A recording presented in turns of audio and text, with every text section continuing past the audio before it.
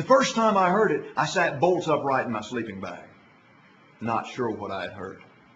The second time I heard it, the hair on my hands and on my neck stood on end.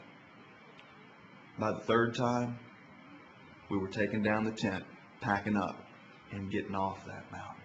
It was 1985. The sound that we heard, the scream that sent me for the first time ever packing and running from the woods, was a scream that was way too human, too soulful to be an animal, but far too wild to be a human. I wasn't the first to hear it. That was that 1985. But if you go back 50 years before that, John Harmon of Knoxville, Tennessee, he heard it there too. He came around the corner into the street. He and his wife had been to a show. Walking down the street, they saw a cat.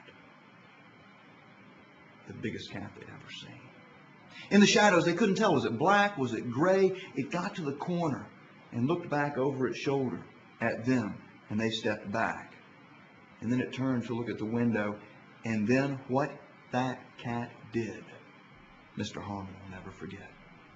It stood up on its hind feet, turned, put its paws on the glass, and he could tell from it from a block away that its head was taller than his.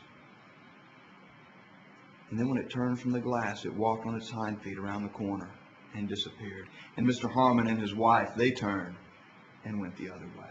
The Cherokees have their stories of it as well. They call it the wampus.